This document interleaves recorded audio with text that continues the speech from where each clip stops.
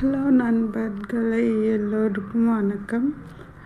நம்ம சேனல் உங்களுக்கு பிடிச்சிருந்தா சப்ஸ்கிரைப் பண்ணி பெல் ஐக்கானை கிளிக் பண்ணிட்டீங்கன்னா தினமும் வரும் வீடியோ பார்த்து பிடிச்சிருந்தா லைக் போடுங்க, கமெண்ட் பண்ணுங்கள், உங்கள் நண்பர்களுக்கும் ஷேர் பண்ணுங்கள். தேங்க்யூ. அத்தியாயம் 18. முதல் நாளின் நிறைவும் நிலாவின் உற்சாகமும். அன்று பள்ளிக்கூடத்தில் நிலா பாப்பாவுக்கு அந்த முதல் நாள் ரொம்பவே அமைதியாகத்தான் நகர்ந்தது. அங்கே யாருடனும் அப்போது வரை சரியாக பேசத் தெரியாததால் யாரிடமும் அதிகமாக பேசாமல் தன் இருக்கையிலேயே அமைதியாக உட்கார்ந்திருந்தாள். டீச்சர் பலகையில் எழுதித் தந்த பாடங்களை மட்டும் தன் நோட்டில் கச்சிதமாக எழுதி முடித்துவிட்டு மௌனமாகவே இருந்தாள். மனதுக்குள் சின்ன தயக்கமும் அன்னையின் பிரிவால் ஒரு சோகமும் தலைதூக்கினாலும் தன் மனதை தானே தேற்றிக்கொண்டு உற்சாகமாக இருக்க முயன்றாள் அந்த சிறுமி. அதே நேரத்தில் வீட்டிலிருந்த செந்தாமரைக்கும் மாயனுக்கும் பொழுதே போகவில்லை. நமது செல்லம் அங்கே எப்படி இருக்கிறாளோ என்ற கவலையுடனே பொழுதை ஓட்டினர். இறுதியாக பள்ளி முடிந்து வீடு திரும்பிய நிலா பாப்பாவை கண்டதும் செந்தாமரை ஓட்டிச் சென்று அவளை வாரியணைத்து கட்டிக்கொண்டாள். என் தங்கமே, இன்னைக்கு ஸ்கூல் நாள் எப்படிமா போச்சு? நீ இல்லாம வீடு ரொம்ப வெறுமையா இருந்துச்சு தெரியுமா என்று தன் ஏக்கத்தை கொட்டினாள். அதற்கு நிலா பாப்பா முகத்தில் ஒரு கொள்ளைச் சிரிப்போடு பதிலளித்தாள். ஆமாம்மா, எனக்கும் ஸ்கூல்ல உட்கார்ந்திருக்கும்போது உங்களோட நினைப்புதான் மனசுல ஓடிக்கிட்டே இருந்துச்சு. ஆனாலும் நான் சோர்ந்து போகலமா, டீச்சர் எழுதித் தந்த பாடங்கள் எல்லாத்தையும் அழகா எழுதி முடிச்சிட்டேன் என்று சொன்னபடியே தன் புத்தகங்களையும் நோட்டுகளையும் எடுத்து தன் அம்மாவிடம் ஆசையாக காட்டினாள். மேலும் உற்சாகமாக தொடர்ந்தவள், எல்லா குழந்தைகளும் அவங்களோட நோட்டை காட்டுற மாதிரி நானும் காட்டினேன்மா.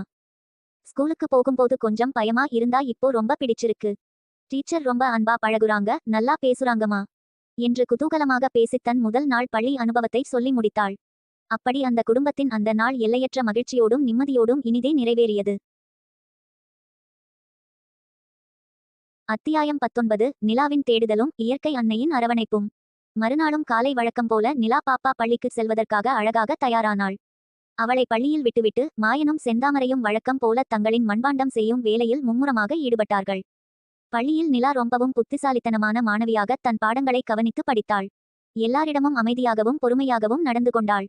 அப்படி படிப்பில் அவள் சிறந்து விளங்கினாலும் அவளுக்குள் எப்போதுமே ஏதோ ஒரு புரியாத தேடுதல் இருந்து கொண்டே இருந்தது. அது என்னவென்று அவளுக்கே அப்போது சரியாக புரியவில்லை.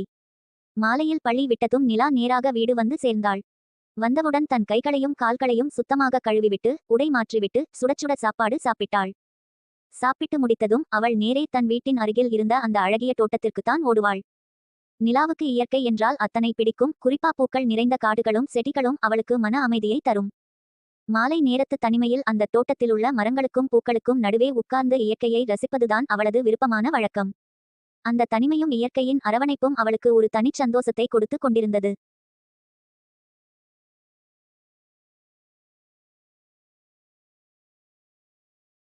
அத்தியாயம் 20. இயற்கையோடு இணைந்த வாழ்வும் மண்பாண்ட கலையும். நிலா ரொம்பவே நல்ல குணம் கொண்ட பொண்ணு. தன் அம்மா செந்தாமரையிடமும் அப்பா மாயனிடமும் எப்போதும் அளவற்ற மரியாதையோடு நடந்து கொள்வாள். அவளது அந்த பண்பும் அன்பும் ஊரில் உள்ள அனைவரையும் கவர்ந்துவிட்டது. எல்லோருக்கும் அவளை ரொம்ப பிடிக்கும். மாலையானால் போதும் மாயனும் செந்தாமரையும் நிலாவும் அந்த இயற்கை சூழலில் ஒன்றாக இணைந்திருப்பார்கள். அந்த மாலை நேரத்து அமைதியிலும் இரவு நேரத்தில் ஒன்றாக அமர்ந்து சாப்பிட்டு முடித்த பின் மகிழ்ச்சியாக தூங்கச் செல்வதிலும் அந்த குடும்பத்தின் சந்தோஷம் முழுமையடைந்திருந்தது.